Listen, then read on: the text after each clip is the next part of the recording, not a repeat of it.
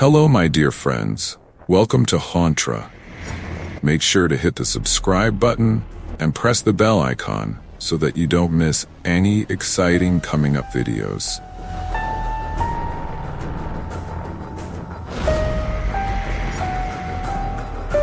The village of Raventhorn was known for its beauty. Rolling hills, cobblestone streets, and ancient oak trees that seemed to whisper secrets. Yet outsiders rarely visited due to rumors of a curse. On a stormy evening, Ethan, a travel writer, stumbles into Raventhorn after losing his way. His car had broken down miles back, and with no signal to call for help, he decided to seek shelter in the nearest village. As Ethan steps into the empty streets, he notices something unsettling. There are no lights in any of the houses. A single raven perches on a sign that reads, "Welcome to Raventhorn." The bird caws, its cry echoing unnaturally. The air feels damp, and Ethan's breath fogs in the cold. Suddenly, an old man emerges from the shadows, his face partially obscured by a hood. "You shouldn't be here," the man warns cryptically before disappearing into the mist. Ethan spots a dim light flickering in what appears to be an old inn at the village center. He knocks on the heavy wooden door, which creaks open, revealing a hollow-eyed innkeeper named Martha.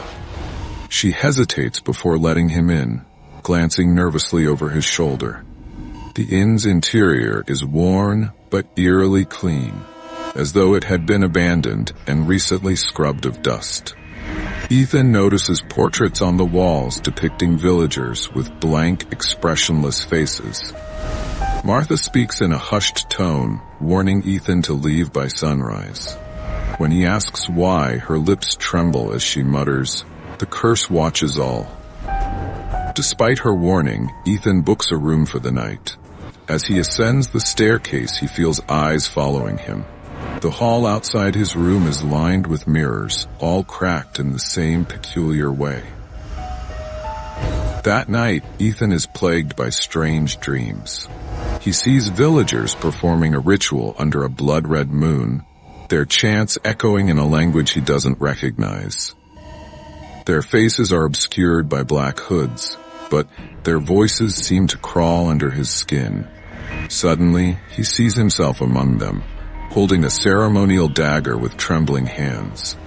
In the dream, a woman's scream shatters the chanting, and Ethan wakes up, drenched in sweat.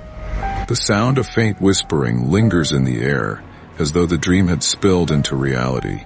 He checks his phone. Still no signal.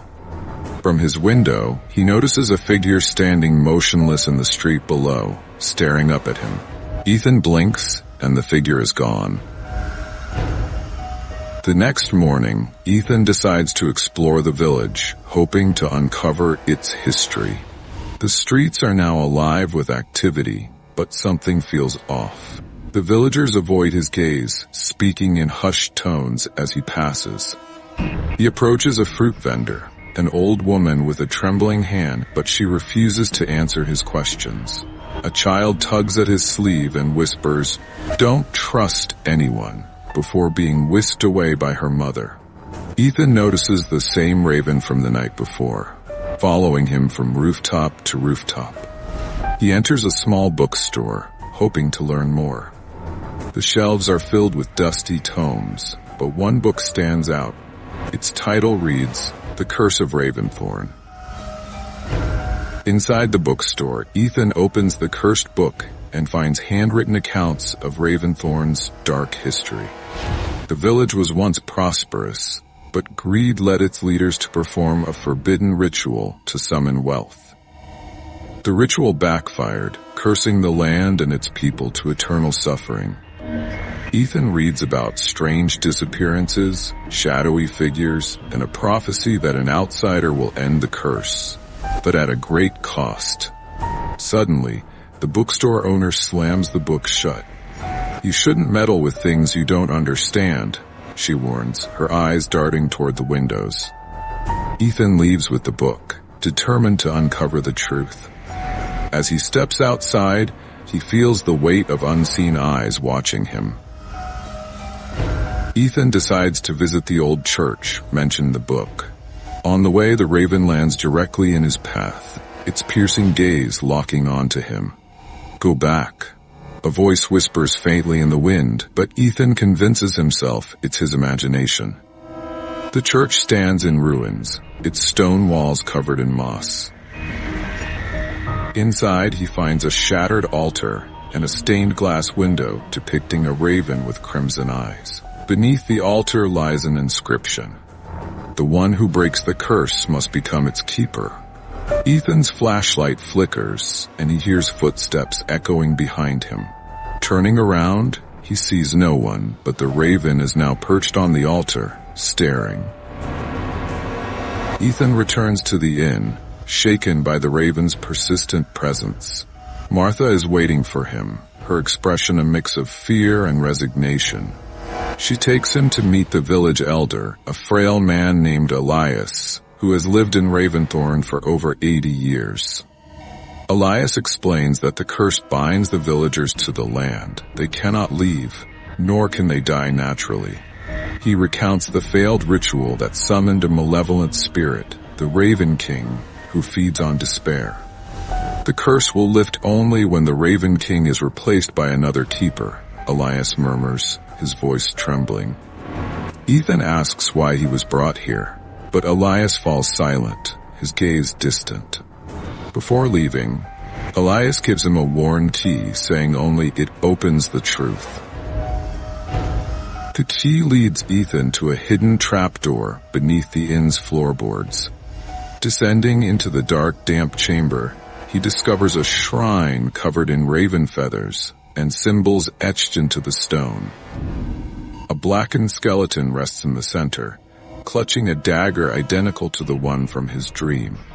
Ethan feels a wave of nausea as he touches the dagger, hearing faint whispers of the villagers' voices calling his name.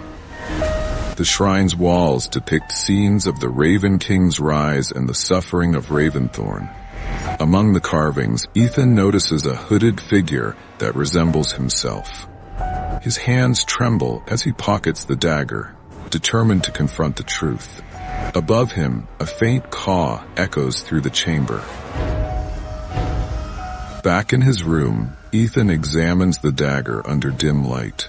Its hilt is engraved with runes that seem to pulse faintly. As he holds it, he feels a strange connection to the object, as though it's alive.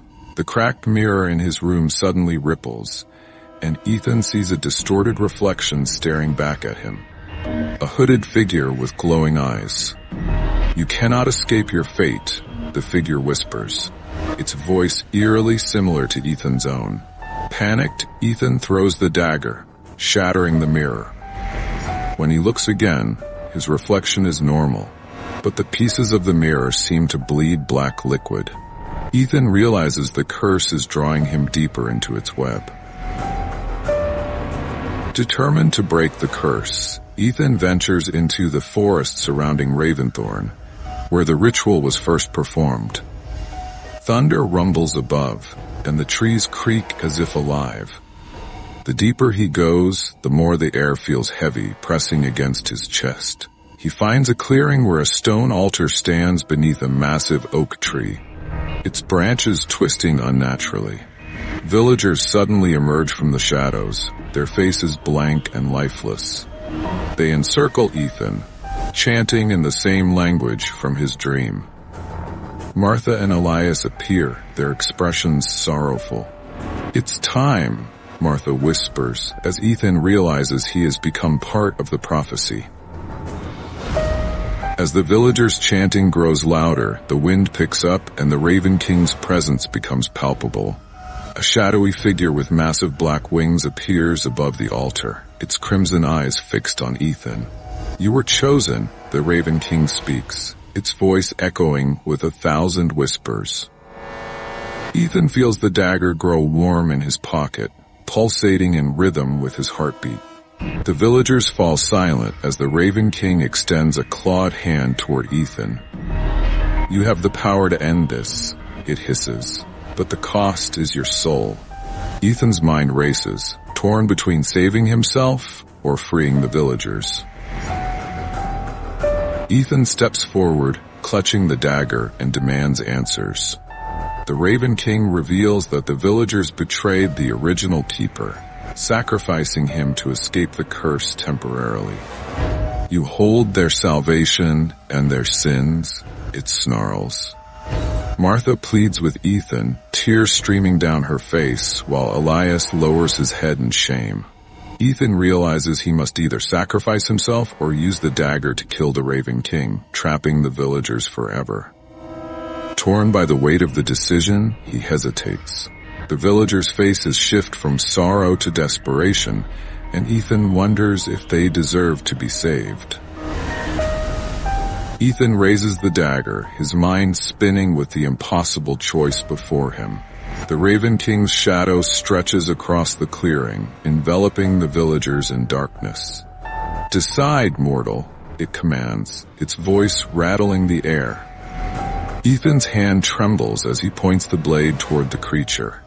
Suddenly, Elias steps forward, speaking for the first time since the ritual began. "If you spare us, you'll inherit our curse," he warns. Martha falls to her knees, sobbing, "We cannot endure this suffering any longer." Ethan's chest tightens as he realizes the dagger is binding him to the decision, its glow intensifying with each passing second. Gritting his teeth, Ethan thrusts the dagger into the Raven King's chest. The Raven King lets out an ear-splitting screech as the dagger sinks into its dark form. Shadows ripple and explode outward, scattering like shards of black glass. The villagers collapse to the ground, gasping as the oppressive weight lifts from their chests. Ethan feels a searing pain in his hand as the dagger burns his palm, branding him with the same runes etched into its hilt. The Raven King crumbles into ash, leaving behind only its glowing red eyes, which vanish into Ethan's chest. The storm clears and the altar begins to crumble. As the villagers regain their senses, they stare at Ethan in silence, a mixture of awe and dread in their eyes. Ethan collapses to his knees, clutching his chest where the Raven King's essence entered him. The villagers slowly gather around, their faces no longer blank but filled with confusion and relief. Martha helps him to his feet, whispering, "You did it?" Yet, Ethan feels hollow, as though a part of him has been ripped away. Elias warns him that while the villagers are free, Ethan now bears the Raven King's burden. "You are the keeper," Elias says grimly, "and you must protect the balance."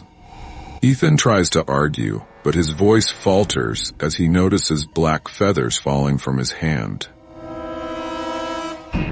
The villagers celebrate their newfound freedom as the first rays of dawn break over Raventhorn. The streets that once felt suffocating now seem alive with laughter and music. Ethan walks among them, feeling like an outsider despite his role in their salvation. Martha thanks him, but warns him not to stay long, as the curse will corrupt him if he lingers. Ethan notices his reflection in a shop window, where faint traces of the Raven King's shadow hover around him. He decides to leave Raventhorn, but as he walks toward the forest, the raven reappears, following silently. Ethan treks through the forest, the path ahead eerily quiet. The trees seem to whisper, their branches forming claw-like shapes. As he reaches the edge of the woods, he feels an overwhelming urge to turn back, but the raven blocks his path. "You are bound," a voice echoes in his mind, sending chills down his spine. Ethan realizes the Raven King's presence isn't gone. It's inside him, waiting to take control. His branded hand begins to ache, and he collapses to the ground, gasping for air. In the distance, he hears faint whispers calling him back to the altar. Unable to resist, Ethan finds himself back in Raventhorn as night falls. The villagers are gone, their homes empty and lifeless once more. The streets feel suffocating, the air heavy with despair. At the village center, Ethan sees the shattered remnants of the dagger glowing faintly, he hears the Raven King's voice in his head. "You belong to me now." As the shadows grow longer, Ethan feels himself fading, his reflection in the cracked mirrors showing the hooded figure from his dream. Desperate, he tries to flee, but the village gates slam shut behind him. Ethan's body is no longer his own. The Raven King's voice grows louder, drowning out his thoughts. He staggers to the altar where the villagers' shadows now stand, their faces blank once more. The runes on his hand spread up his arm, glowing brighter as his transformation nears completion. The cycle continues, the Raven King declares, as Ethan's vision darkens. A new hood forms over his head, and wings of shadow sprout from his back. Ethan fights to retain his humanity, but the curse is too strong. With one final scream, he succumbs, becoming the new keeper of Raventhorn's curse. Weeks later, a lost traveler stumbles upon Raventhorn, seeking shelter after a storm. The village appears abandoned, but a faint light flickers in the inn. As the traveler steps inside, a hollow-eyed innkeeper greets him with a nervous smile. High above, perched on the church spire, a shadowy figure watches, the new Raven King. Ethan's hollow voice echoes through the night. "Welcome to Raventhorn." The cycle begins again, and the village's dark secret lives on. Thanks for watching, and do not forget to like, share, and subscribe our channel for more new videos.